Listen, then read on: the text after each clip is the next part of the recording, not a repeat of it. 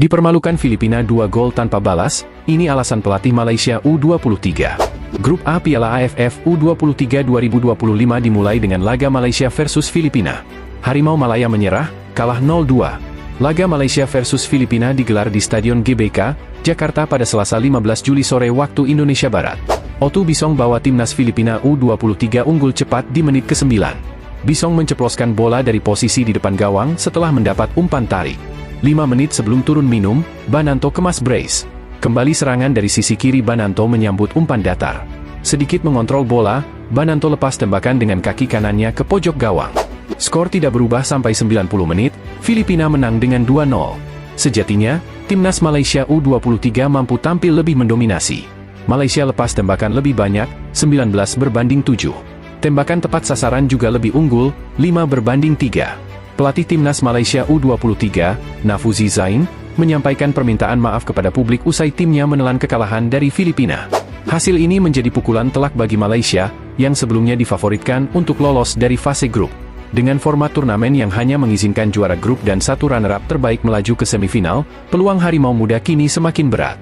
Dalam sesi jumpa pers usai pertandingan, Nafuzi tidak menutupi kekecewaannya. Ia secara terbuka mengakui bahwa pertahanan timnya tampil kurang solid dan menjadi titik lemah yang dimanfaatkan lawan.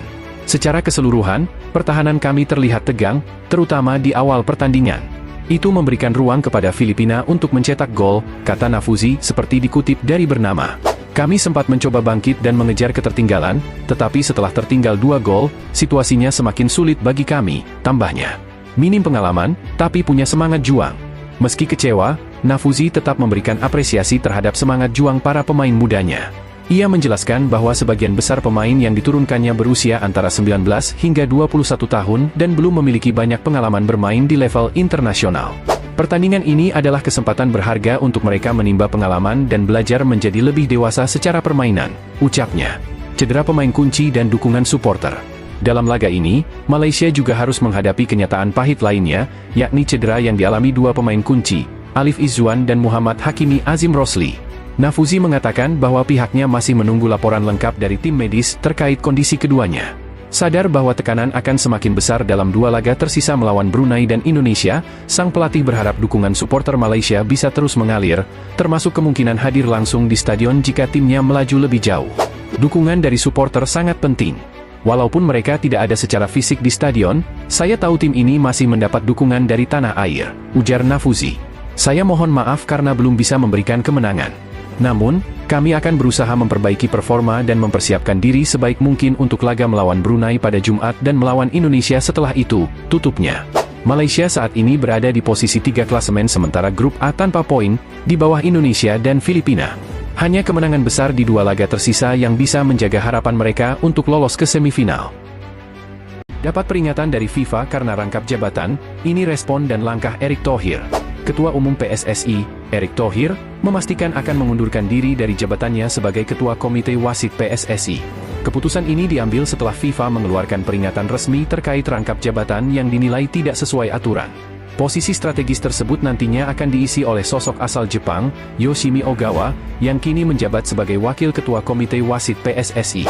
Ogawa sebelumnya sudah aktif dalam pengawasan perwasitan Indonesia sejak 2023, lewat kerjasama antara PSSI dan Japan Football Association, JFA. Erick Thohir sebelumnya mengambil peran sebagai Ketua Komite Wasit tak lama setelah terpilih sebagai Ketum PSSI. Keputusan itu sempat menimbulkan polemik karena melanggar norma federasi internasional, termasuk aturan FIFA. Namun, Erick menyatakan, keputusan tersebut dilandasi keinginan untuk mengontrol langsung proses reformasi perwasitan yang selama ini jadi sorotan tajam publik. Kenapa saya jadi komite wasit? Siapa yang berani sogok saya, kata Erick Thohir dalam konferensi pers, Sabtu, 12 Juli 2025. Tahun depan sudah nggak boleh, sudah diperingati FIFA. Nggak ada di seluruh dunia ketua umum jadi komite wasit, tegasnya. Erick menjelaskan bahwa integritas perangkat pertandingan harus dijaga dengan ketat. Ia menyebut penunjukan Ogawa sebagai langkah menuju profesionalisme perwasitan yang lebih baik. Nanti ketua komite wasitnya Ogawa. Dia stres juga tahun pertama, nggak tahu peta sepak bola Indonesia. Makanya saya dampingi, lanjut Erick. Yoshimi Ogawa dikenal memiliki pengalaman panjang dalam dunia perwasitan Asia. Dia diharapkan mampu membawa standar kepemimpinan baru dalam tubuh komite wasit PSSI dan mendongkrak kualitas kompetisi sepak bola nasional. Bagaimana menurut kalian?